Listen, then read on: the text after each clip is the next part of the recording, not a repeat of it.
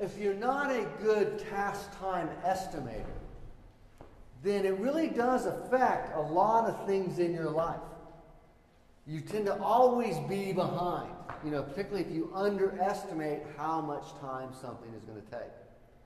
And I do think it's important, if you do a lot of solo practice, which it seems like a lot of musicians, more so than most other performance domains, you guys probably do more solo practice than any other performance domain I've ever been in.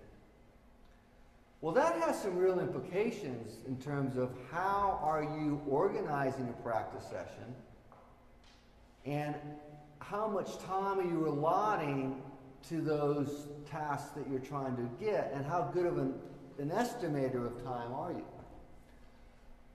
I think it's really important that you don't, and I know you do it all the time. One of the advantages of organizing a practice session or having practice goals in advance is you don't get tied down to this one section that's giving you trouble. And then you spent the entire time trying to solve that, and you've missed these other things that you needed to get to. So I think part of being a very efficient and effective practicer is knowing how to organize a session in a sequence that makes sense, but then sort of having an idea of sticking to that a little bit. Golf is very similar, I think, in the sense that there isn't a coach. See, athletes don't have this issue because coaches organize practice for them. They basically tell them, here's what we're going to do today and how long we're going to do it. So the coaches are sitting there with okay, it's 2 o'clock, let's go, let's change, do this. Golfers are a little bit different because they don't typically have someone there all the time that organizes their practice session for them. And that's why we use these journals for golfers, is we want them to plan out the week, get some idea, doesn't mean it's written in stone. Now plan out this practice session, what are the activities?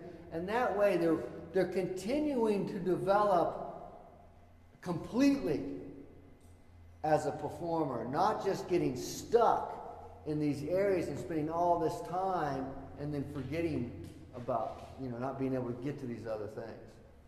So I think you're right, that those kids that are really good at being able to sort of compartmentalize and, okay, well, this is done, let's do this, now this is done, let's do that, probably get a lot more done in a shorter period of time in a more meaningful way.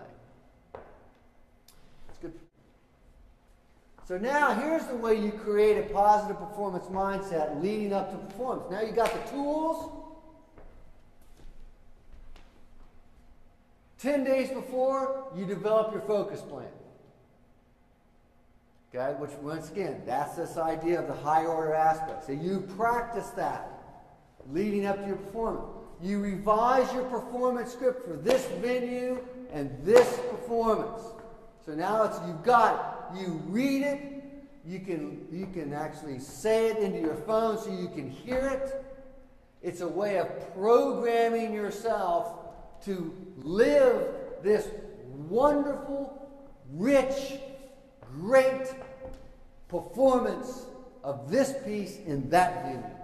And you've now lived it for a week. And it feels great. And I can't wait to go do that. Then you start to do more variable practice the week leading up to the performance. The biggest mistake people make is they panic. And so they do more block practice. Like, oh my God, I've got to get this down. I cannot make this thing. Let's do it over and over and over. And they ain't even doing block practice and warm-ups. Block practice the day before. That's out of panic. Do variable practice. Commit to it. Once again, it's counterintuitive. You don't want to do it. It's like, nah, I need more practice. I need more repetition. It is not helping you the week before. Variable practice does. Develop a game plan. Now you paint the picture for what that day is going to be like. That's a good system for developing a positive performance mindset going in. Complete those things a week in advance and you'll be fine. Okay?